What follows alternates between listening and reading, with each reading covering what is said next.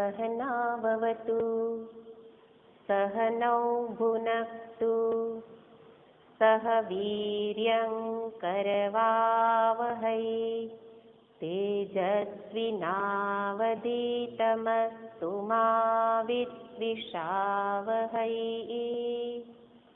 ॐ शान्ति शान्ति शान्तिः।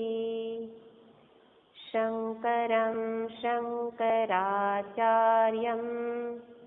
केशवं बादरायणं सूत्रभाष्यकृतौ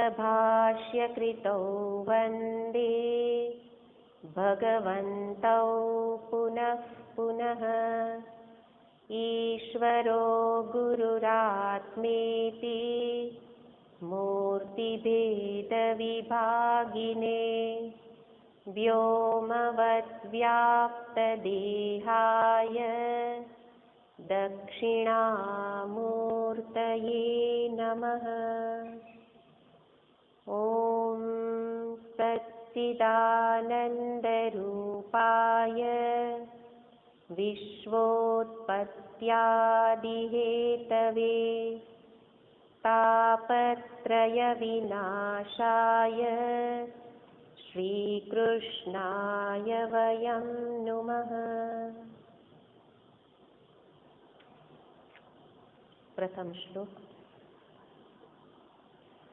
जयति तेऽधिकं जन्मना व्रजः श्रयत इन्दिरा शश्वदत्रगी दयितदृश्यतां दीक्षु तावका त्वयि धृतासव स्वान्वितिन्वते।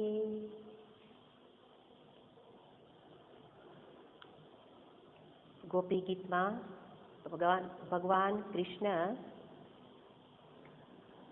अंतर्ध्यान थवाथी गोपीओ प्रार्थना करे छे, स्तुति करे छे।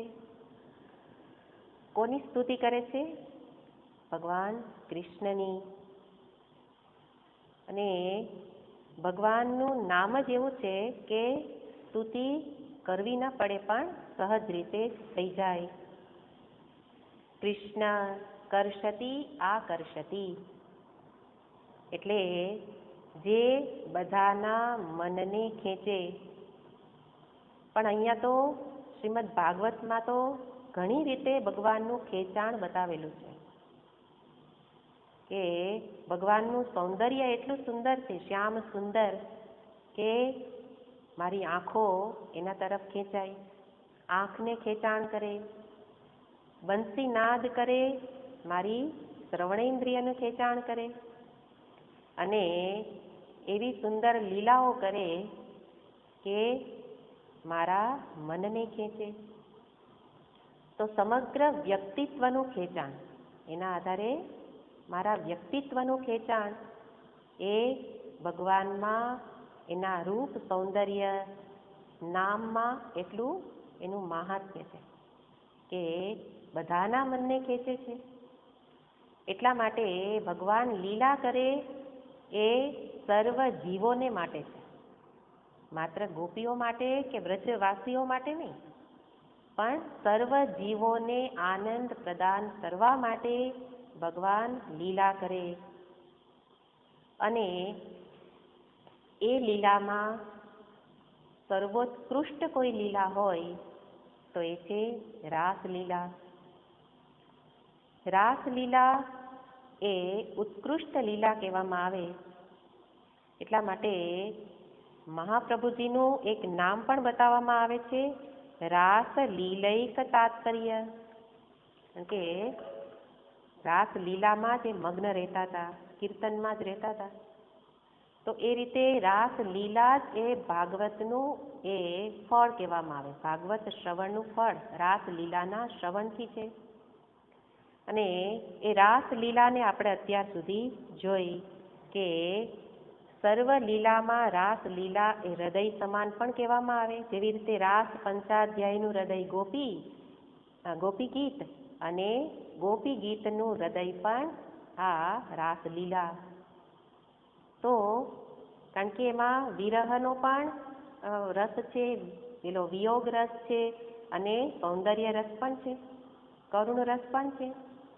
પણ જ્યારે ભગવાન રાસલીલા કરે એ 5 અધ્યાયમાં મુખ્ય બતાવે છે. તો ભગવાન સર્વ જીવોને માટે કરે છે, સર્વ જીવોને માટે જ લીલા કરે.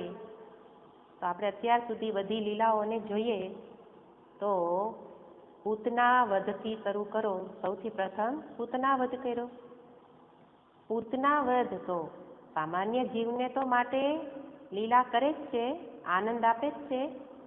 પણ પૂતના કે જે ભગવાનને વિષ પાવા આવેલી, તો વિષ આપનારને પણ ભગવાન મુક્તિરૂપી અમૃતદાન કરે છે. આ ભગવાનનો મહિમા જાણીએ તો પછી એના માટેની એનું મહાત્મ્ય જાણવાથી એનામાં રસ પડે, તો પછી આકર્ષણ થાય. એટલા વારંવાર ભગવાનના મહિમાનું ગાન થવું જોઈએ, એમની લીલા કથા પ્રસંગોને વાગોળવી જોઈએ, તેમાંથી આવા બધા રસ નીકળે. તો પૂતનાને પણ મુક્તિ આપી, વિષ આપનારને પણ અમૃત આપે છે. શિશુપાલ, બધી લીલાઓમાં તો ઘણા પ્રસંગો છે. શિશુપાલ તો કે જેણે ભગવાન સાથે વેર રાખ્યું, એ વેર રાખનારને પણ ભગવાન મુક્તિ આપે, મુક્તિને આનંદ આપે છે. એટલે સર્વ જીવોને, સામાન્ય જીવોને તો આપે જ, જો આ પ્રકારના જીવોને પણ મુક્તિ આપતા હોય. અને પેલો પારધી બાણ ચલાવવા આવેલો, તો કે છે કે પારધી બાણ ચલાવવા આવ્યો તો ભગવાને પારધી, હવે એ પારધીનું નામ હતું જરા, જરા પારધી, જરા નામનો પારધી. તો પારધીનું બાણ તો બધાને વાગે જ છે. જરા એટલે વૃદ્ધાવસ્થા.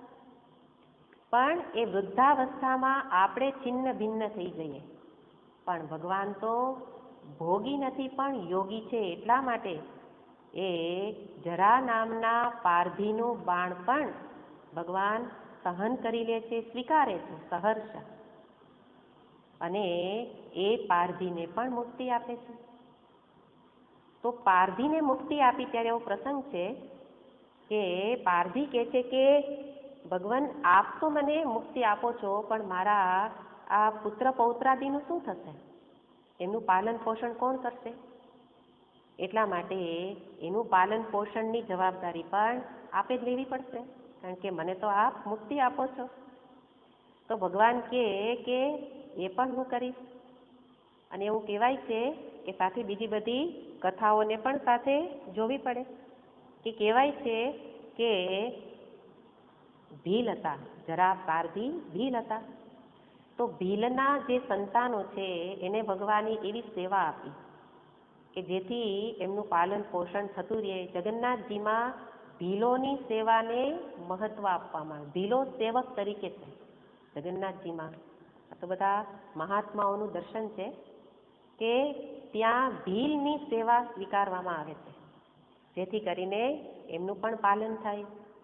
તો ભગવાન એમને બાણ મારનારને પણ મુક્તિ આપે, સાથે એમની માગણી મુજબ પણ ખાલી એ વખતે જ નહીં પણ આજ સુધી રક્ષણ કરે છે. એક વખત રક્ષણની જવાબદારી સ્વીકારે પછી આપણી જેમ નહીં, એ જીવનભર કરે. જીવનભર નહીં, જ્યાં સૂર્યનો વંશ ચાલે ત્યાં સુધી કરે. તો પારધીના બાણ મારનારને પણ મુક્તિ આપી. અને કહેવાય છે કે ભૃગુ ઋષિ કે જેણે લાત મારેલી, ભૃગુ ઋષિની કથા તો એ તો ઉચ્ચ કક્ષાના બ્રાહ્મણ હતા, ઋષિ હતા, એટલા માટે એમની કોઈ ક્રિયા એ સામાન્ય ક્રિયા ન હોય. તો બધા દેવોની પરીક્ષા માટે એમણે આ વિચાર કરેલો. અને ભગવાન તો યોગ નિદ્રામાં જ વૈકુંઠમાં હોય છે, આંખો બંધ કરીને ભગવાન સૂતેલા, અને ભૃગુ ઋષિ આવી અને ભગવાનના એ શ્રી વક્ષ સ્થળ પર એ લાત મારી. લાત મારી તો ત્યાં છિન્ન થઈ ગયેલું અને લક્ષ્મીજી કોપાયમાન થઈ ગયા. પણ ભગવાને એમને શાંત કર્યા કે બ્રાહ્મણ દેવતા છે, ઋષિ છે, અને એટલે ત્યારથી એમને માફ કરવાનું તો આવતું જ નથી, કારણ કે દોષ જ નથી જોતા ભગવાન. એટલે ત્યારથી ભગવાને ભૃગુ લાંછન ચિહ્ન ધારણ કરી લીધું, સાથે દર્શાવવા માટે કે ઋષિનું કેટલું માન ભગવાન જાળવે. સામાન્ય વર્તન કરે તો જાળવીએ, આ તો અસામાન્ય વર્તનમાં પણ ભગવાન એનો સ્વીકાર કરે. તો આ બધા જ પ્રસંગો બતાવે છે કે બધાને આનંદ આપવો એ જ ભગવાનનું મુખ્ય કાર્ય છે. લીલા કરે કે યોગ નિદ્રા કરે, યોગી હોય કે ભોગી બનીને આવે, હે ને? કૃષ્ણ બનીને ભોગી થઈને આવેલા છે, તો 56 ભોગ આરોગે. આપણને થાય કે 56 ભોગ રોજ ભગવાન આરોગે તો કોઈ વાર અજીર્ણ નહીં થતું હોય, હે ને? ભગવાનને ક્યારે એવું નથી સાંભળ્યું કે તાવ આવ્યો, હે ને, ક્યાંય પેટમાં દુખ્યું. એટલે સુધી કહેવાય છે કે 56 ભોગ એકવાર નહીં, પણ બેટ દ્વારિકામાં તો એવો નિયમ છે કે અનેક વાર, દિવસમાં અનેક વાર 56 ભોગનો એ ભોગ ધરાવાય છે.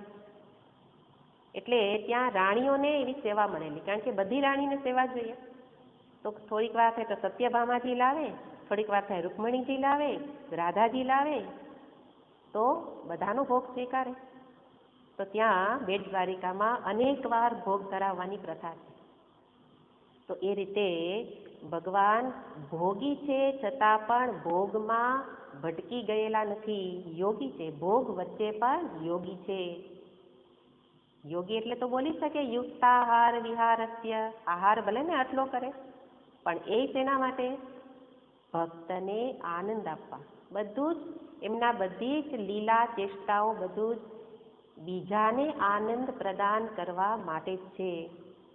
અને એ જ પ્રકારે અહીંયા ગોપી ગીતમાં પણ ગોપીઓને આનંદ આપવા માટે, પરમાનંદનું દાન કરવા માટે ભગવાને વેણુનાદ કરીને આવાહન કરેલું, બોલાવી અને પછીથી વિરહમાં વ્યાકુળ પણ કરી. કારણ એ ભગવાનની લીલા છે, જે કરે બધું જ ભગવાનની લીલા છે. તો એ ભગવાનની ઈચ્છાથી જ અભિમાન આવ્યું હોય. જેમ કે અર્જુનને નિમિત્ત બનાવી અને અર્જુન વિષાદ યોગ છે તો વિષાદ આપ્યો. હવે અર્જુન જેવા અર્જુન કે જેને આપણે આપણી દ્રષ્ટિએ તો સામાન્ય રૂપે જોઈએ છે, પણ તમે એમનું આખું ચરિત્ર જુઓ તો એને આટલો વિષાદ થાય જ નહીં. એ તો ઉત્તમ અધિકારી છે ગીતાજીમાં, તો જ ગીતાનો ઉપદેશ મળે. તો ઉત્તમ અધિકારી છે એવા અર્જુનને પણ જો વિષાદ થાય તો એ વિષાદ ભગવાનની ઈચ્છાથી થયેલો છે. અને એ બંનેને નિમિત્ત બનાવી અને આપણને સર્વને બોધ આપવો છે, સર્વ જીવોને બોધ આપવો છે. અને એટલા માટે સર્વ જીવોના કલ્યાણ માટે કોકને નિમિત્ત બનાવે. તો ગોપીમાં અહંકાર રૂપે કે અર્જુનમાં વિષાદ રૂપે ભગવાનની જ ઈચ્છાથી થયેલું છે. એટલું જ નહીં, સર્વ કંઈ જે થાય છે બધું જ એની ઈચ્છાથી જ થાય છે. તો એ અભિમાન આવેલું હોય અને પછીથી ભાન થયેલું હોય, અભિમાનમાં ભાન થયું અને ત્યારે પછી અંતરમાંથી એ વ્યાકુળતાનો જે નાદ એ જ ગોપી ગીત છે. તો ગોપીના જ હૃદયની શુદ્ધિ માટે નથી, પણ ગોપી ગીતનો પાઠ કરનાર સર્વને માટે, એનું શ્રવણ કરનાર સર્વના ચિત્તની શુદ્ધિ થાય. પણ જરૂર શું છે? પાઠ થવો જોઈએ, હે ને? આપણે તો શું કહે કે કાંઈ વાંધો નહીં, હું નહીં કરું, તમે તમારે બુક રાખો. આપણને ઉદારતા ક્યાં બતાવાય નહીં ખબર નથી પડતી. આપણને લાગે કે બીજા પાસે પુસ્તક નથી એટલે આપણે શું કરીએ, કાંઈ વાંધો નહીં, તમે વાપરો ને, હું બેઠી છું. ઉદારતા નથી. ઉદારતા બીજી જગ્યામાં રાખવાની હોય. અધ્યાત્મમાં તો સ્વાર્થી જ બનવાનું હોય, ક્ષણે ક્ષણનો ઉપયોગ કરવાનો છે. એટલા માટે જ્યારે સમય મળે તો આપણે એમ થાય કે 5માં 10 લિંક મુકાય ને તો આપણે 5 વાગે જોડાઈશું. એટલે પેલું કે ને કે શાંતિ પાઠ પૂરો થઈ જાય અને હવે જ્યારે પ્રારંભ થાય ત્યારે તો પાઠ કરવાનું કોઈ મહાત્મ્ય જ નથી લાગતું. પાઠનું જ મહાત્મ્ય છે ને પાઠ કરે એને જ શબ્દનું એ અર્થનું ઉદ્ઘાટન થાય, પ્રગટ થાય, કારણ કે ચિત્ત શુદ્ધિ માટે છે. તો ગોપી ગીત એટલે ભગવદ્ ગીતા કે કોઈ પણ ગીત બધાના પાઠનું મહત્વ છે, પછી જ શ્રવણને યોગ્ય બની શકાય. અને એ શ્રવણ કે જે ગોપી ગીતના પાઠ કરવાથી એના અર્થને જાણી શકીએ, ત્યારે આપણા ચિત્તની શું દશા થાય. મહાત્માઓના ચિત્ત, જે ભાગવતના ટીકાકારો છે, એ તો એમણે ગોપી ગીત ઉપર ટીકા લખી હોય તો દેહનું ભાન ભૂલી ગયેલા હોય એવો આ ઉત્તમ કક્ષાનું ગીત છે.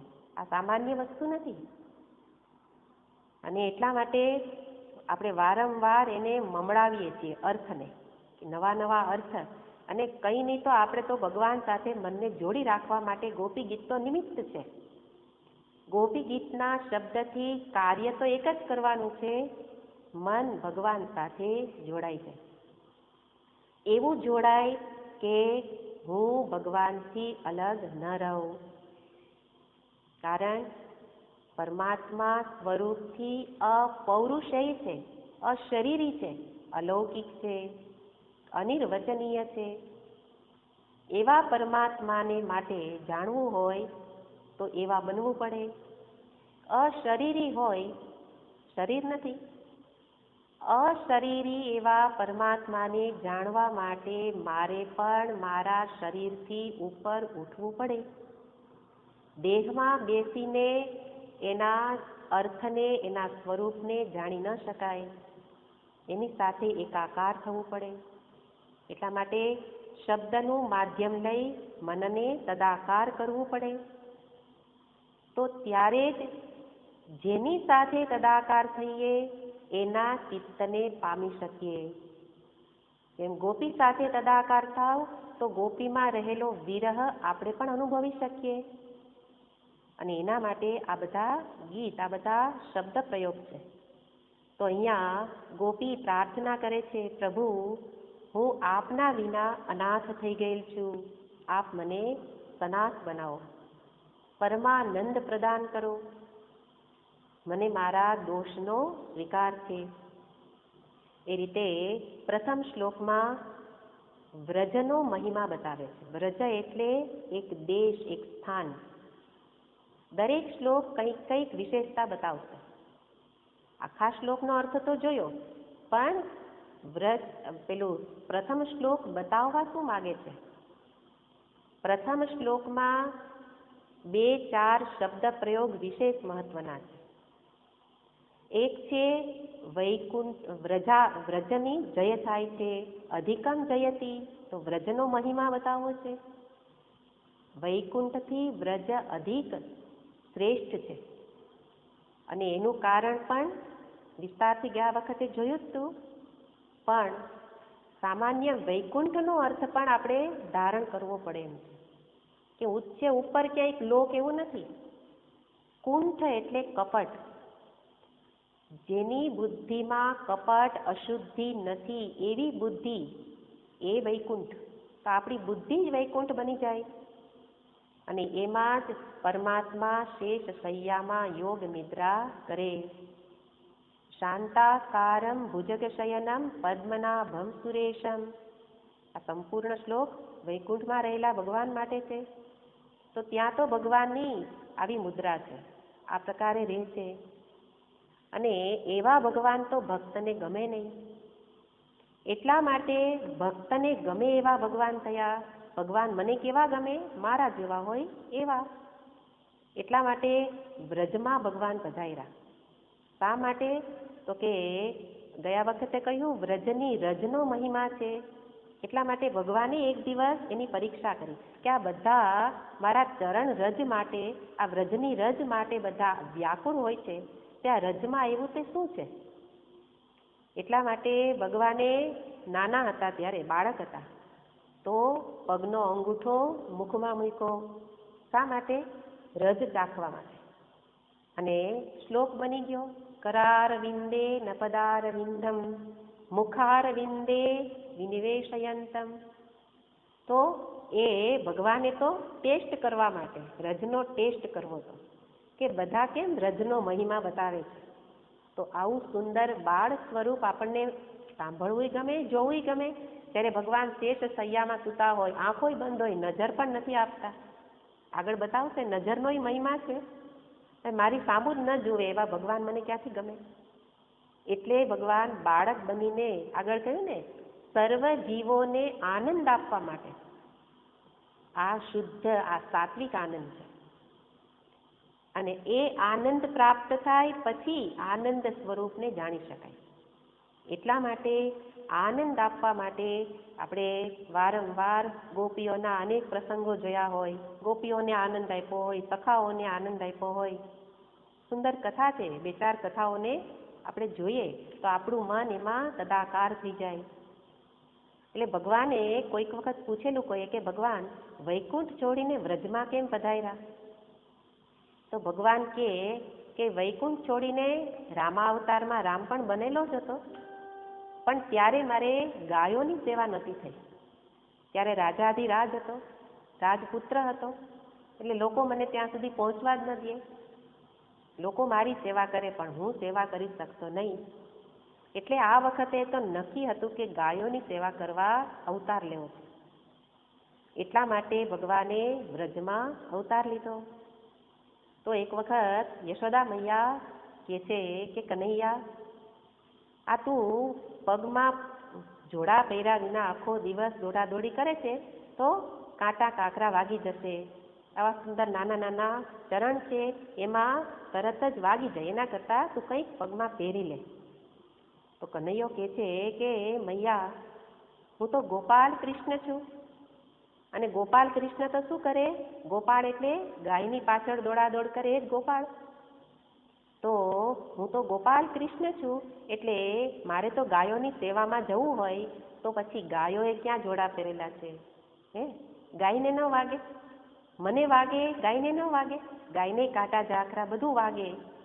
તો જેની સેવા કરવી છે એ સેવ્ય, અને હું તો સેવક. મારા સેવ્યએ પગમાં કાંઈ નથી પહેર્યું તો પછી મારે પહેરવાનું ન હોય, એટલે તું મને પહેરવાનો આગ્રહ ન કરતી.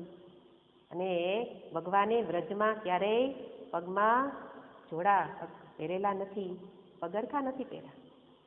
અને એ જ રીતે ગોપીઓની સાથેનો આનંદ જોઈએ કે વ્રજમાં આનંદ ખાલી સાંભળીએ તોય આનંદ આવે, તો જ્યારે અનુભવ હોય ને તો કેટલો વિશેષ આનંદ આવે. તો ગોપીઓને હેરાન કરે, સખાઓને હેરાન કરે. કોઈ એક ગોપી નવી નવી વહુ થઈને આવેલી હતી, અને જ્યારે કોઈ પણ નવી વહુ ગામમાં આવે તો મોટા ભાગે બાળકો એને વધુ હેરાન કરતા હોય. અને કનૈયાની તો એ ટેવ જ હતી. અને એટલા માટે કનૈયાએ જોયું કે નવી વહુ આવી છે, કંઈક કરવું જોઈશે. એટલે નવી વહુ આવી હતી તો રસોઈ બનાવતી હશે, અને જે આવે એ બધા જ કનૈયા માટે તો પાગલ જ હોય. ને એટલે એ બાજુમાં જઈ એને ઊભો અને એને બોલાવે છે. કાંઈ બોલ્યા વિના પહેલાં તો ઊભે છે કે મારી સામું જોવે તો સારું. પણ પેલી વહુને પણ થોડા દિવસમાં જ કનૈયા માટે એટલો પ્રેમ હતો કે એને મનમાં એવો વિચાર આવ્યો કે હું જો એની સામું નજર આપીશ ને તો મારાથી કામ નહીં થાય. એટલે એને એની સામું જોયું નહીં. તો કમરે હાથ રાખી અને પગમાં ઝાંઝર પહેરાતા ઠુમક ઠુમક અવાજ કર્યો, ઠન ઠન અવાજ કરે, તોય ગોપી ના જુએ. ગોપી ન જુએ એટલે એની બાજુમાં પડેલું વાસણ પકડીને નીચે મૂકી દીધું, નાખી દીધું, તોય ગોપી ન જુએ. પછી કનૈયાને થયું કે હવે આ નવી વહુને કંઈક મારે સરખી તો કરવી પડશે. એટલા માટે કાંકરી લઈ અને ગોપીને મારી, અને કાંકરી વાગતા જ ગોપીએ કનૈયાની સામું જોયું. અને આવી રીતે બધી જ ગોપીઓને કંઈક એવા તુક્કા કરે અને બધાને આનંદ આપે. તો આનંદ આપવા માટે ગોપી પાસે જાય, માખણ માગે, માખણનો લોંદો આપ. એટલા માટે એક સુંદર વાક્ય બતાવવામાં આવે છે કે તાહી અહિર કી છોરિયા છછિયા ભર છાછ પે નચાવે. આ આહિરની છોકરીઓ શું કરે છે? આટલી છાશ માટે પણ મને નચાવે. માખણ લેવા જાય તો ગોપી કહે છે કે એક કામ કરી દે તો માખણ આપું. તો શું કે? તું કે કરી દઉં. તો કે ઓલો પાટલો પડેલો છે ને એ લેતો આવ. પાટલો લઈને આવે. હવે 3-4 વર્ષનું બાળક અને પાટલો ઉપાડે તો ઉપડી ન શકે, પણ માખણ જોઈએ એટલે કામ તો કરવું પડે. એટલે પાટલો લેવા જાય. પાટલો લઈને આવે ત્યાં પગમાં પીતાંબર, પગમાં આડું આવે અને કનૈયો પડી જાય છે. પડી જાય એટલે ગોપી તરત દોડીને આવે. શું થયું શું થયું? પેલો રડવા લાગે. રડે તો કહેશે કે જો મારું પીતાંબર પડી ગયું, પીતાંબર નીકળી જાય છે અને તું મારી પાસે પાટલો ઉપડાવે છે, એના કરતાં માખણ આપને. તો ગોપી પીતાંબર પહેરાવે અને લાડ કરે અને પછી માખણ આપે. તો આ પ્રકારે બધાના આનંદ માટે વ્રજમાં એ વખતે માત્ર ગોપીઓને આનંદ નહીં, પણ અત્યારે શ્રવણ કરતા મને પણ આનંદ આપવા માટે ભગવાને આ બધી લીલાઓ કરી. અને એટલે પ્રથમ શ્લોકની અંદર ભક્તિના રૂપને બતાવ્યું કે ભક્તિનું રૂપ શું છે? તાવકાહા. ભક્તિનું રૂપ એટલે ભક્તિ કોને કહેવાય? ભક્તિનો અર્થ છે જેમાં હું આપની, અમે તમારા, એવો ભાવ થાય એ જ ભક્તિ. અને એના માટે આ શબ્દ પ્રયોગ અનેક પ્રકારે મહત્વના છે. જ્યાં સુધી મારા હૃદયમાં આપની એવો ભાવ ન થાય ત્યાં સુધી સમર્પણ શરણાગતિ વિના એને ભક્તિ કહી શકાય નહીં. અને ત્યાં સુધી એ શરણાગતિ વિના ગોપીના હૃદયમાં રહેલી વિરહ વેદનાને પણ જાણી શકાય નહીં. વિરહ વેદનાને જાણી ન શકાય તો એ વિરહ વેદના મારા ચિત્તમાં આવે ક્યાંથી? કોણ જાણી શકે? જેને ભગવાન સાથે સંયોગ થયેલો હોય એ જ વિયોગના દુઃખને જાણી શકે. સામાન્ય રીતે પણ તમે કોઈની સાથે જોડાઓ, સંયોગ થાય એનો જ વિયોગ થાય, આ નિયમ છે. તો સંયોગ થાય તો વિયોગનું દુઃખ જાણી શકાય. પણ ભગવાનમાં આપણું મન જોડાયેલું જ નથી, સંયોગ જ નથી, તો આ વિરહના શબ્દને પણ આપણે પામી શકીએ નહીં. એટલા માટે ગોપી થવું પડે. અને ગોપી થવા માટે શબ્દ પ્રયોગ છે કૃષ્ણ દર્શન લાલસા. કૃષ્ણના દર્શનની અંતરમાં લાલસા હોય એ ગોપી. અને ગોપી થાવ તો પરમાત્મા સાથે સંયોગ, અને સંયોગ થાય તો જ વિયોગના દુઃખને જાણી શકીએ, તો જ ગોપી ગીતને અંતરમાં ધારણ કરી શકીએ.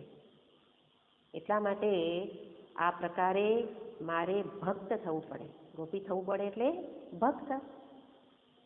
અભક્ત છે એ ન જાણી શકે, ભક્ત જ જાણી શકે. અભક્ત કોણ અને ભક્ત કોણ? જેના અનુભવમાં પરમાત્માનું સ્મરણ નથી, જેને પરમાત્માનો અનુભવ નથી, એવા કોઈ પણ વ્યક્તિ અભક્ત છે. ભલે ભગવાન માટે બધું જ કરતા હોઈએ, પણ એની હાજરીની નોંધ નથી. એને પોતે અનેક પ્રકારે ભગવાને મદદ કરેલી એનો અનુભવ છે, પણ એને યાદ કરતા નથી. તો એ બધા કૃતજ્ઞ, એ બધા અભક્ત, અને કૃતજ્ઞ એ ભક્ત.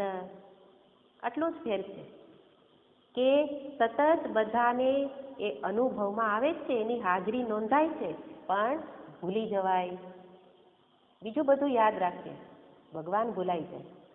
તો એ અભક્ત છે. અને જે સતત એના સ્મરણને, એના અનુભવનું સ્મરણ કરે છે, અને એ બની જાય ભક્ત. અને ભક્ત જ આ ગોપી ગીતને બરાબર સમજી શકે.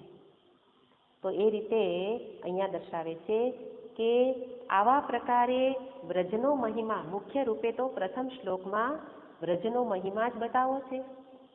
અને એમાં પણ લક્ષ્મીજી કે જ્યાં સેવા કરે છે, શ્રયતે આશ્રયતે, શ્રીય ધાતુ છે. તત્ર આશ્રયતે, વૈકુંઠે આશ્રયતે, અને વ્રજમાં શ્રીયતે, સેવા કરે, અને ત્યાં રાણી બનીને આશ્રિત, પોતે બીજાને આશ્રિત રૂપે રાખે છે. તો આટલો ફેર છે કે લક્ષ્મીજીમાં. એટલા માટે સાથે સાથે એક લક્ષ્મીજીની પણ કથા સુંદર છે કે વ્રજમાં અને વૈકુંઠમાં એમની રહેવાની રહેણી કહેણી કેમ જુદી છે. કારણ વૈકુંઠમાં તો એ પરમાત્માના ભગવાન નારાયણના ચરણોમાં એમનું સ્થાન છે અને એકનું જ સ્થાન છે.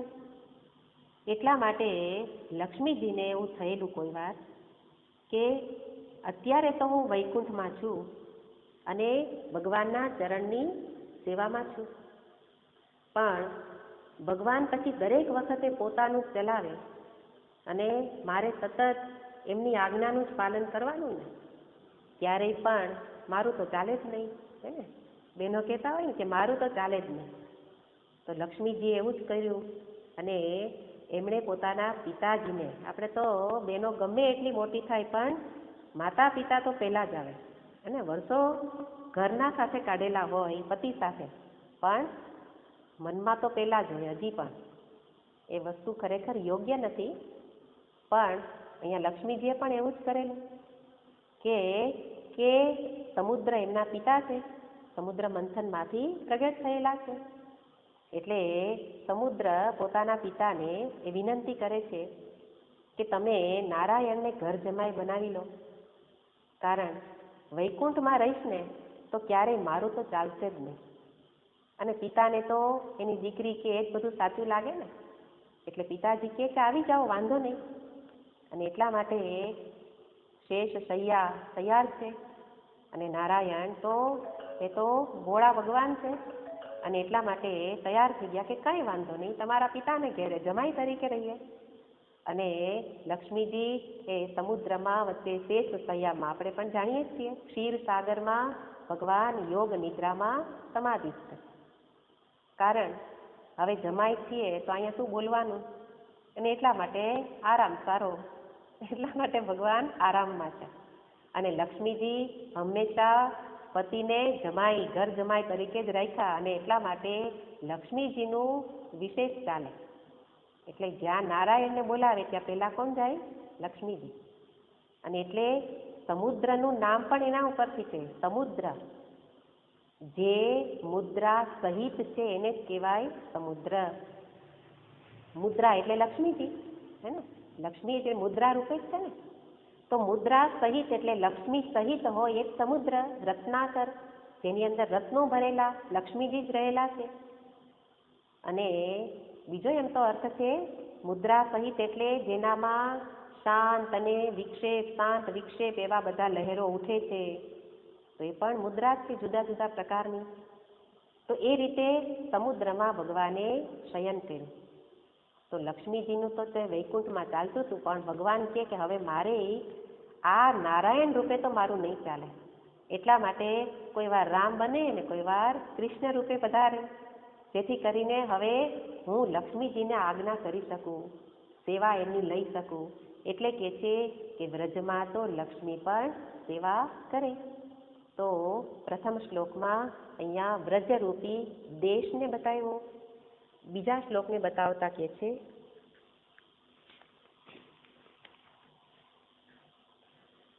શરદુદાશયે સાધુદાસ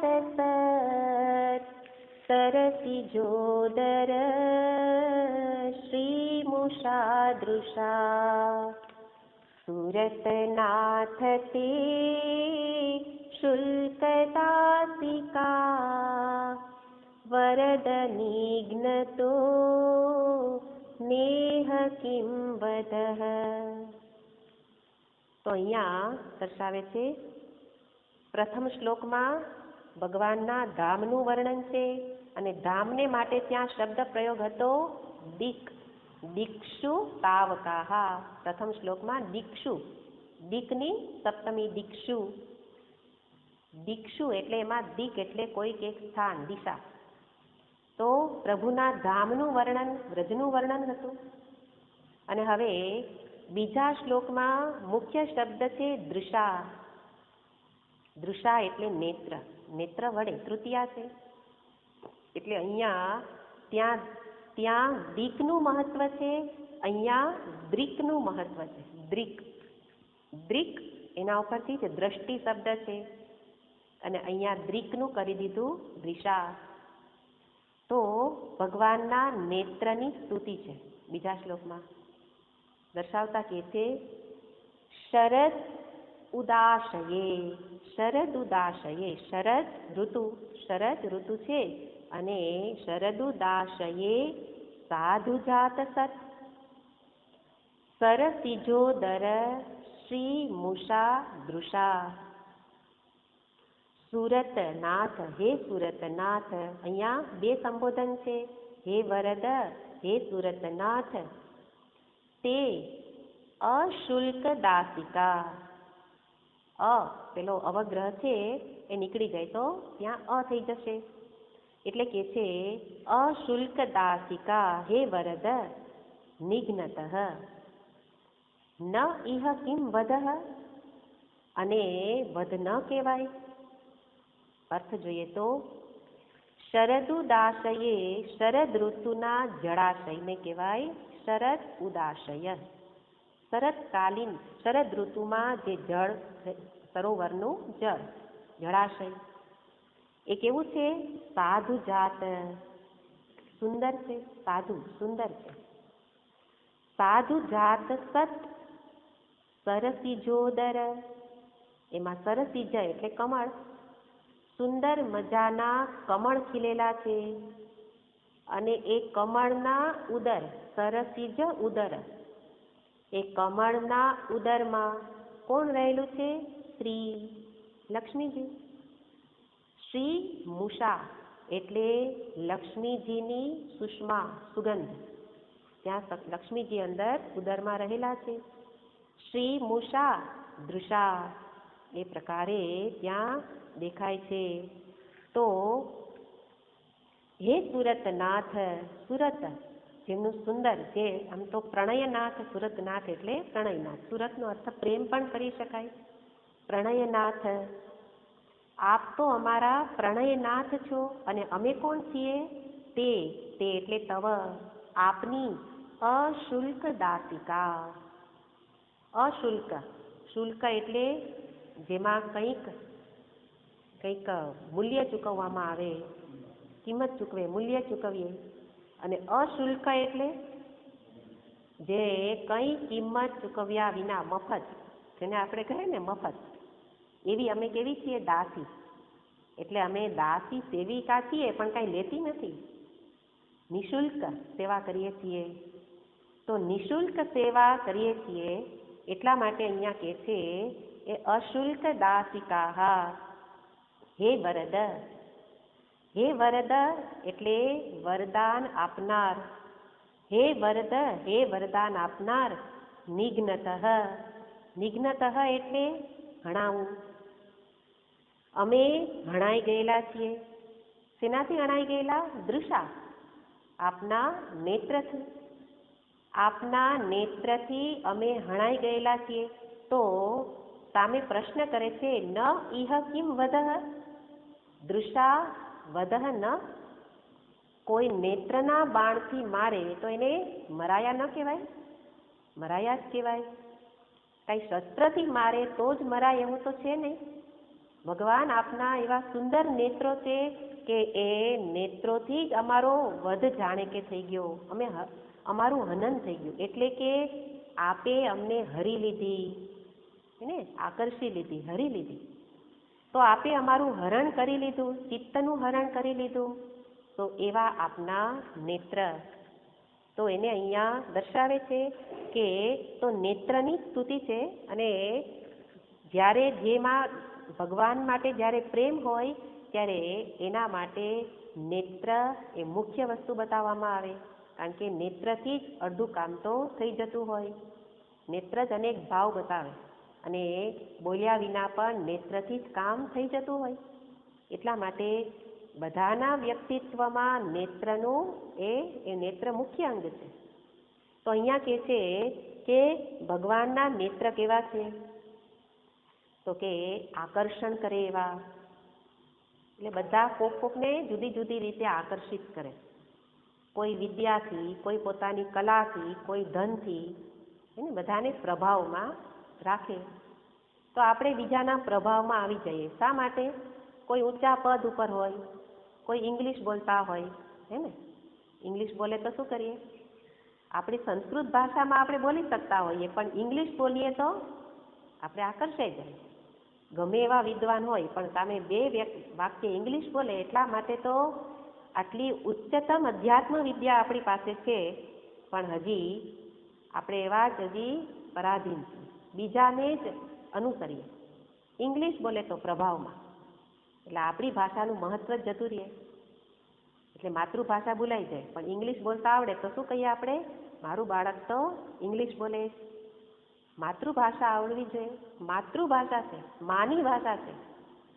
એટલે આ તો સાથે સાથે જોવાનું, તો પ્રભાવ આપણને જોવાના કે આપણે કોના પ્રભાવમાં આવી જઈએ છીએ. જો ભગવાનના પ્રભાવમાં આવીએ, ભગવાનના નેત્રના પ્રભાવમાં આવીએ તો ભક્ત છું. બાકી સંસારની બીજી વસ્તુના પ્રભાવમાં આવીએ તો અભક્ત છું. એટલા માટે અહીંયા કહ્યું ને કે આમાં નેત્રનું મહત્વ, એટલે દૃકનું મહત્વ છે. અને એટલે શ્લોકનું તાત્પર્ય તો એ જ છે કે ભગવાનની સામે નજર રાખો તો ભગવાન તમને જુએ છે, સમજાય. એના નેત્રના દર્શન કરો, કારણ નેત્રથી જ આકર્ષી લે છે. એટલા માટે એવું કહેવાય છે કે ગોકુળમાં પણ જે કોઈ મંદિરમાં દર્શન કરો, શ્રીનાથજીમાં પણ દર્શન કરો, જ્યાં જ્યાં ભગવાનનું દર્શન કરો ત્યાં ભગવાનના નેત્ર ઢળેલા છે, ધરતી તરફ જુએ છે. આમ ખુલ્લા છે પણ જુએ છે કોની તરફ? ધરતી. આપણે દર્શન ઘણીવાર કર્યા હોય પણ આવી ખબર ન હોય, એટલે આપણી દર્શનની રીતે જોવા જેવી છે કે જઈ મંદિરમાં ગયા, આંખો બંધ. હવે દર્શન કોના કરવા ગયા હતા? જેના દર્શન કરવા ગયા એનું તો કાંઈ નિરીક્ષણ ન કર્યું, અને આંખો બંધ કરીને કોનું દર્શન કરો? આગળથી આપણે યાત્રામાં જે કર્યું એ જ યાદ આવે, હવે પછી જે કરવાનું એ જ યાદ કરવાનું. અને આંખો બંધ કરી લીધા, દર્શન કર્યું. બહારથી અહીંયા અત્યારે પૂછ્યું કે આવી રીતના નેત્ર હતા? તો કે એ મને ખબર નહીં. કેટલી વાર દર્શન? તો કે દર વર્ષે જઈએ. તો દર્શનનો અર્થ તો ભગવાનના શ્રી ચરણથી મસ્તક સુધી, મસ્તકથી શ્રી ચરણ સુધી દરેક અંગનું નિહાળીને દર્શન કરવું, એ દર્શન. આરતીના દર્શન તો આંખો બંધ કરી દે. આરતીમાં ભગવાનના શ્રી મુખનું દર્શન કરવાનું કે કેટલું સુંદર પ્રકાશિત ભગવાનનું સ્વરૂપ છે. એટલે દર્શન કરતાંય આપણને શાસ્ત્રએ શીખવવું પડે. તો અહીંયા કહે છે કે ભગવાનની સામે નજર કરો તો એ તમને જુએ, અને નજરથી એની નજર જ એટલી આકર્ષિત છે. એટલા માટે દ્રષ્ટિ આપો, અને ન આપી શકો તો ભગવાન નથી આપતા તો પ્રાર્થના કરો, આપ મારી સામે જુઓ, મને નજર આપો. અને પ્રાર્થના કરે એને જ ભગવાન નજર આપે. અને એકવાર નજર આપે તો એના હાલ બેહાલ, હે ને, ગોપી જેવા હાલ થઈ જાય કે પછી નહીં ઘરના નહીં ઘાટના, એકના જ. આપણી સ્થિતિ કેવી છે? ઘરનાય નહીં, ઘાટનાય નહીં, ક્યાંય ના નહીં. પણ ગોપીની સ્થિતિ કેવી? ઘરની નહીં, ઘાટની નહીં, એકની જ.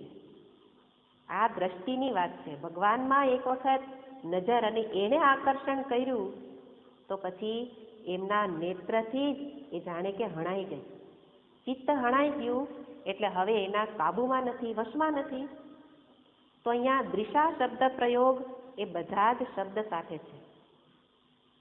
શબ્દ છે દ્રિષા સુરતનાથ, દ્રિષા વરદ, દ્રિષા અશુલ્ક દાસિકા, દ્રિષા કિમ ન વધઃ.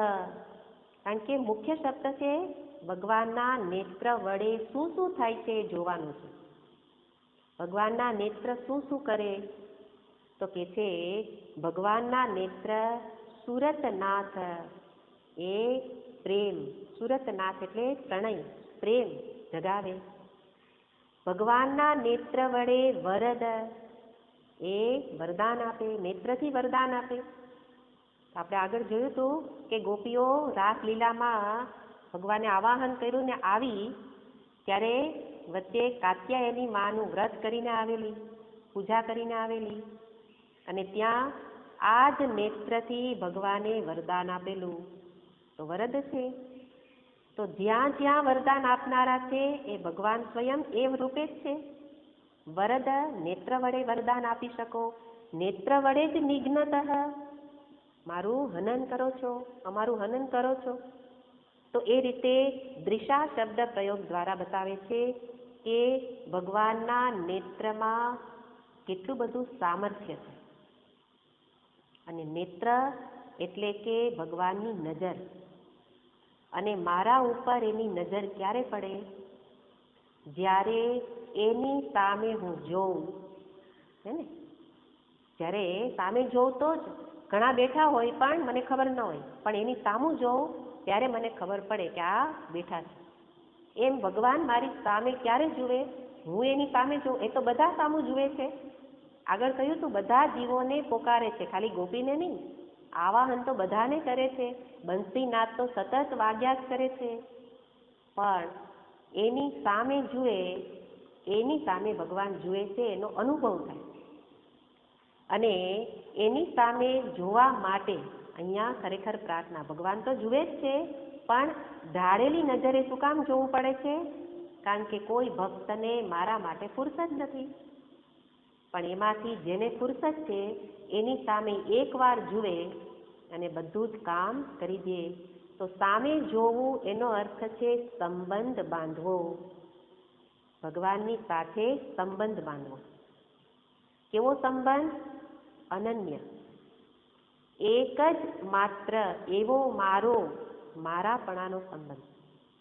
અને એની સાથે સંબંધ બંધાઈ જાય પછી જ આ ગોપીના ભાવને, કારણ કે ગોપીએ સંબંધ બાંધ્યો છે એટલા માટે ભગવાનના નેત્રના સામર્થ્યને જાણે છે, પણ આપણે એની સામું જોતા નથી એટલે સંબંધ બાંધેલો નથી. એટલા માટે ગોપીની વાતો આપણે માની લેવી પડે, અનુભવી ન શકાય. તો અહીંયા બતાવે છે કે મુખ્ય વસ્તુ છે નેત્ર દ્વારા જે પ્રેમપૂર્વક ભગવાનનું જે દર્શન થાય છે એને કહે છે. તો અહીંયા કહે છે કે એટલે જોવા જાવ તો પ્રેમ આપણા હૃદયમાં પણ છે. ખાલી ગોપીને જ અંતરમાં ઉત્કટ પ્રેમ છે એવું નથી, પણ આપણા પ્રેમને એ બધે વહેંચાઈ ગયેલો છે. પ્રેમ દરેકના હૃદયમાં છે, પણ એ પ્રેમ જેની સાથે જોડાય એવું સ્વરૂપ ધારણ કરે. એટલે પેલું ધન, ધાન્ય ઇત્યાદિ સંપત્તિ, એમાં જ્યારે આપણો પ્રેમ જોડાય, મને મારું ધન વાલું, મારું ઘર વાલું, મારા સ્વજન વાલા, તો એ પ્રેમ જોડાઈ ગયો પછી એ લોભનું સ્વરૂપ ધારણ કરે. હવે આ મારા જ રહેવા જોઈએ, આ જવા ન જોઈએ, એને કોરોના થવો ન જોઈએ, હે ને? કોરોના ન થવો જોઈએ તો આપણે પ્રાર્થના કરીએ, પણ મારા માટે, મારા સ્વજન માટે પ્રાર્થના કરું એમાં કંઈક વિશેષ હશે. બીજા માટે કરું એમાં એવો ભાવ નહીં હોય. તો લોભ છે. લોભનો અર્થ શું? આવું ને આવું જ રે, જાય નહીં, એ લોભનું લક્ષણ છે. તો પ્રેમ સ્વરૂપ કેવું થઈ ગયું? લોભ. એવી જ રીતે જ્યારે કોઈક કામના ઉઠે વસ્તુની કે વ્યક્તિની, કામના ખરાબ નથી, પણ કોને સામે રાખીને કામના ઉઠે છે? એમ તો ભગવાને કામના કરી, તો કામયત બહુશ્યામ પ્રજા યે અનેક પ્રજા થાય, ભગવાને કામના કરી. તો કામના ખરાબ નથી, પણ કામનાનો વિષય કયો છે? ભગવાનને સામે રાખીને કામના થાય તો એ પ્રેમ છે, અને અન્યને માટે કામના થાય તો એ કામ છે. તો પ્રેમ તો છે જ, પણ પ્રેમ લોભનું સ્વરૂપ ધારણ કરે, પ્રેમ કામનું સ્વરૂપ ધારણ કરે, અને એ જ પ્રેમ મોહનું સ્વરૂપ પણ ધારણ કરે છે. કોના માટે? મારા સ્વજન માટેનો પ્રેમ એ છે મોહ. અને એ પ્રકારે પ્રેમની અભિવ્યક્તિ ક્યાં થાય છે, સામે કયો વિષય છે, એના આધારે અંતરનો જ શુદ્ધ પ્રેમ એ કોઈક વિકારી પ્રેમ બની જાય, મોહ રૂપે, કામ રૂપે બની જાય, અને એ સંસારીનું લક્ષણ છે ને. સંસારમાંથી છૂટવા માટે બધાની વચ્ચે રહીએ, પણ જોડાણ એકની સાથે, પ્રેમ એકની સાથે. જે ગોપીએ કર્યું, ગોપી ઘરમાં રહેતી, બધા કામ કરતી, પણ ચિત્ત એકમાં જ જોડેલું. અને એટલે એને ખબર છે કે ભગવાનના નેત્ર કેવા છે. તો નેત્ર વિશે તો અહીંયા કહ્યું ને કે કિમ ન વધઃ, ભગવાન એ આપ હનન નથી કરતા. એટલે હત્યાનો પણ આરોપ મૂકી દીધો, ચોરનો આરોપ તો છે જ, હે ને, ભગવાન ઉપર ચોરનો આરોપ તો છે જ. એટલે એક જગ્યાએ શ્લોકમાં સરસ કહ્યું છે કે ભગવાને કોની કોની ચોરી, પણ એની પહેલા ભગવાન ચોર છે અને સામાન્ય ચોર છે, એ બે વચ્ચે પણ આપણે થોડો ભેદ જોવો જોઈએ કે ભગવાન એવા ચોર નથી, સામાન્ય ચોર જેવા. અહીંયા તો કહે છે ભગવાન તમે ચોર પણ છો અને ભગવાન તમે અમારો વધ કરનારે છો. તો આવા શબ્દ પ્રયોગ કરે તો આપણને કોઈ કહે તો અપમાન લાગે, પણ ગોપીના આવા શબ્દ પાછળ પણ પ્રેમ છે. તો અહીંયા કહે છે કે આપ તો પાક્કા ચોર છો. સામાન્ય ચોર હોય ને એ પણ કેટલાક નિયમનું પાલન કરે. આ શ્લોકની અંદર કહે છે તમે પાક્કા ચોર છો. સામાન્ય ચોર શું કરે? કોઈક શુભ જગ્યા, તીર્થ ક્ષેત્ર હોય ત્યાં ચોરી ન કરે, પુણ્ય ક્ષેત્રમાં ચોરી ન કરે, કોઈ સાધુ જાત, સાધુ પુરુષ, સત્પુરુષ એને ત્યાં ચોરી ન કરે. અને હવે તો કેટલાક એવા હોય છે કે મંદિરમાંય કરે ને એને ત્યાંય કરે. પણ ચોરના ખરેખર આ નિયમ છે, જે વાસ્તવમાં ચોરી જેનો ધંધો છે એના માટે એમણે કેટલાક એવા નિયમ બનાવ્યા છે કે આટલા સ્થાનમાં ચોરી ન કરવી. ત્યારે ભગવાન કહે છે કે એના માટે કોઈ નિયમ નહીં, એ ગમે ત્યારે ચોરી કરે. પેલો તો અંધારામાં જ આવે, ભગવાન તો શરદ ઉદાસયે, શરદ ઋતુ, પૂર્ણિમા, હે ને, પ્રકાશિત રાત્રિ છે. તો એવી રાત્રિના પ્રકાશમાં પણ ભગવાન ચોરી કરે, નેત્રથી ચોરી કરે છે. શું ચોરી લીધું? ગોપીના ચિત્તને. તો ભગવાન એવા ચોર છે કે એને આવા કોઈ નિયમ, સાધુ જાત, સત્પુરુષ એટલે સત્કુળમાં જન્મેલું એનું ચોરી કરે. એટલે સત્કુળમાં જન્મેલ એ કમળ, કમળ ઊંચા કુળનું ફૂલ કહેવાય છે, પુષ્પ કહેવાય છે. અને એમાં રહેલી સ્ત્રી લક્ષ્મી, તો એનું ચોરી લીધી ભગવાને એને. તો કમળ, એમાં રહેલા ઉદરમાં રહેલી સ્ત્રી ઉષ્મા, એ રૂપે બધાની ચોરી કરી. તો એવા ભગવાન ચોર છે. તો શ્લોકમાં કહે છે કે ભગવાને કોની કોની ચોરી કરી? તો કહે છે અપહરતિ મનો મે કૃષ્ણ ચૌર્ય, ભગવાને મારા મનને ચોરી લીધું. અપહરતિ મનો મે કૃષ્ણ ચૌર. આગળ બતાવે છે પ્રણત દુરિત ચૌર, મારા પ્રણત દુરિત પૂર્વે કરેલા પાપની ચોરી કરી, લઈ લીધા. પ્રણત દુરિત ચૌર પૂતના પ્રાણ ચૌર, પૂતનાના પ્રાણને લઈ લીધા. ચોરી કરવી એટલે લઈ લેવું. લઈ લે તો કેવી રીતે લે? પૂતનાને ખબર ન પડી, ખબર ન પડે એમ લઈ લે, એને જ કહેવાય ચોરી ને. આપણા માટે તો ચોરી એટલે શું કે ઓલો ચોર વ્યક્તિ જ દેખાય અને ધન જ દેખાય. ચોરી તો ધનની જ થાય એવું માનીએ છીએ, પણ અહીંયા કે છે આટલી ચોરી થાય.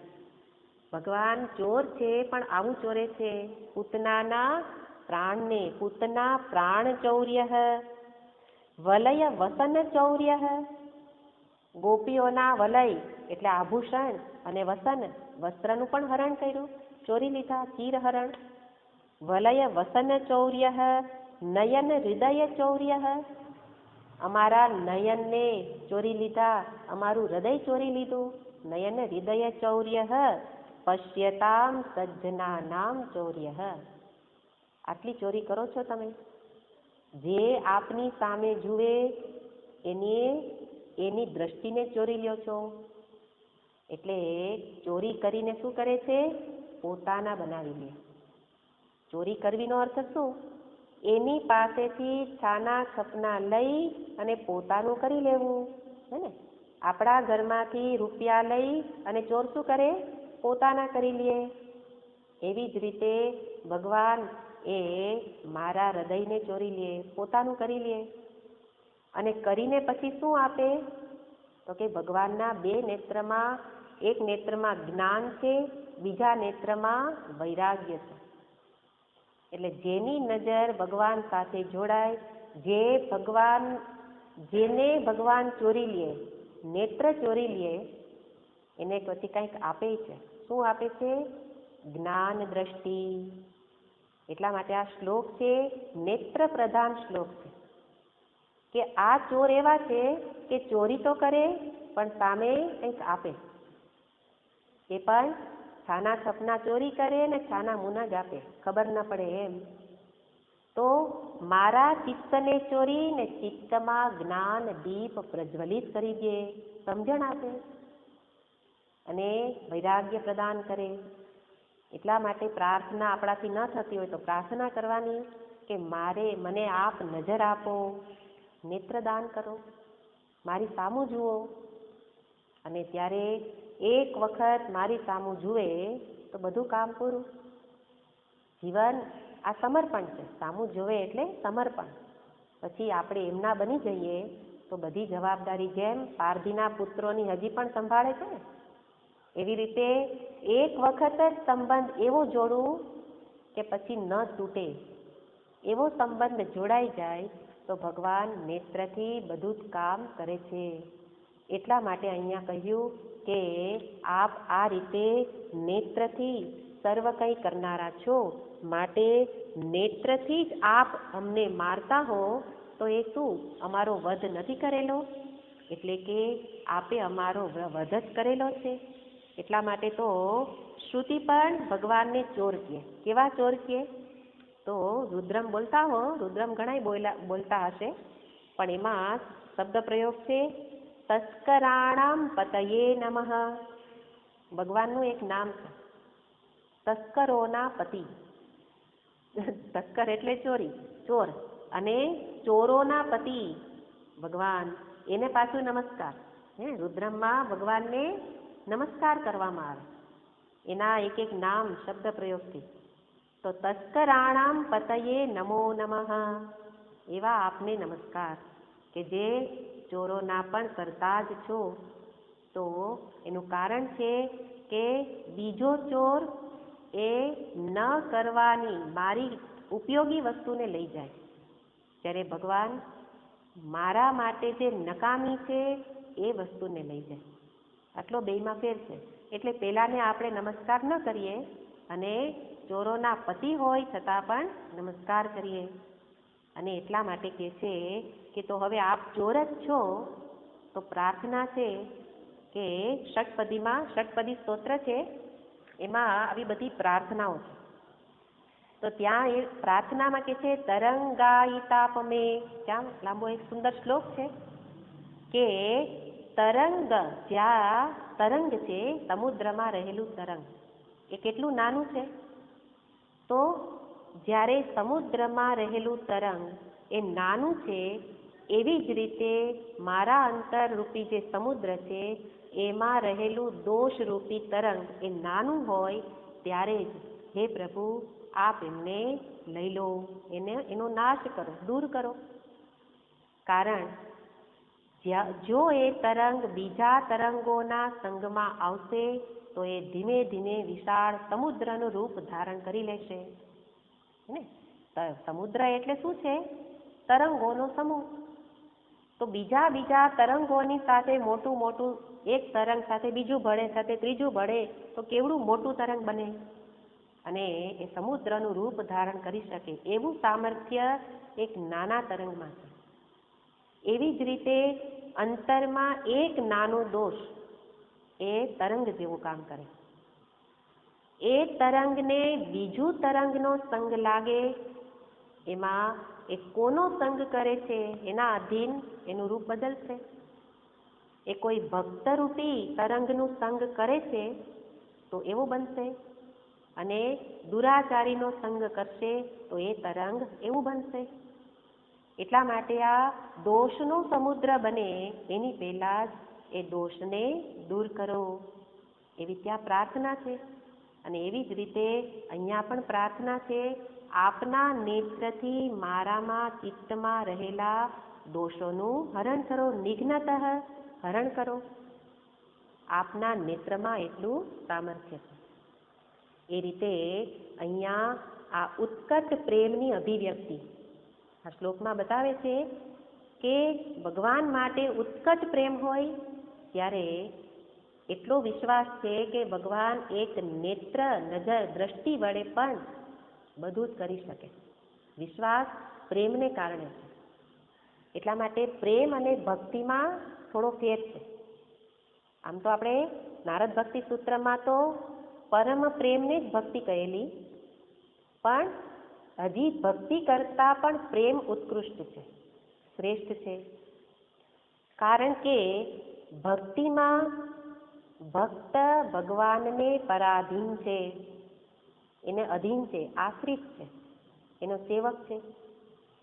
જ્યારે ભગવાન માટે જ્યારે પ્રેમ હોય ત્યારે એમાં ગોપીની જેમ એ સેવિકા રૂપે અહીંયા નથી કહેતી કિમ ન વદ. ભક્ત કાંઈ ભગવાનને પ્રશ્ન ન કરે, પણ અહીંયા તો પ્રેમમાં તો પ્રશ્ન કરવાની છૂટ છે. આને વધ ન કહેવાય, વધ જ કહેવાય ને. એ શું કર્યું? ભગવાનને પ્રશ્ન કર્યો. તો પ્રશ્ન તો પેલા સરખા હોય, સખાની સાથે કરાય. એટલે પ્રણય પ્રેમ એમાં પ્રશ્નની છૂટ છે. કારણ ભક્ત પરાધીન છે, જ્યારે પ્રેમી એ ભગવાનને સ્વતંત્ર, ભગવાન એને વશ છે, સ્વતંત્ર છે. એટલે પ્રેમી માટે એ પ્રેમી ભક્તની ઈચ્છા સર્વોત્કૃષ્ટ. જ્યારે ભક્તિમાં શું છે? ભગવાનની ઈચ્છા સર્વોત્કૃષ્ટ. આપની ઈચ્છા એમ કરીએ. આપણે ભક્ત હોઈએ તો આપણે શું કહીએ? જેવી ભગવાનની ઈચ્છા. જ્યારે ગોપી એ શ્રેષ્ઠ ભક્ત કે જેને અત્યંત પ્રેમ છે, તો એ ભગવાનને પોતાની ઈચ્છા મુજબ નચાવી શકે. આપણે હમણાં જ જોયું, છાશ માટે કહેશે કે તું થોડુંક નાચી લે તો છાશ આપું. તો એ શું છે? પ્રેમ છે. તો પ્રેમમાં આટલી સ્વતંત્રતા છે, જ્યારે ભક્તિમાં થોડી પરાધીનતા છે. એટલા માટે ભક્તિમાં પણ વૃદ્ધિ થાય અને પરમ પ્રેમનું સ્વરૂપ ધારણ કરે ત્યાં સુધી ભક્તિ થવી જોઈએ. અને અનન્ય પ્રેમ એ જ ઉત્કૃષ્ટ ભક્તિ, એવું અહીંયા ગોપી દર્શાવે છે. વિશેષ વાત. ઓમ પૂર્ણમદ પૂર્ણમિદં પૂર્ણાત પૂર્ણમુદચ્યતે પૂર્ણસ્ય પૂર્ણમાદાય પૂર્ણમેવાવશિષ્યતે. ઓમ શાંતિ શાંતિ શાંતિ. હરિ ઓમ શ્રી ગુરુભ્યો નમઃ. હરિ ઓમ. હરિ ઓમ.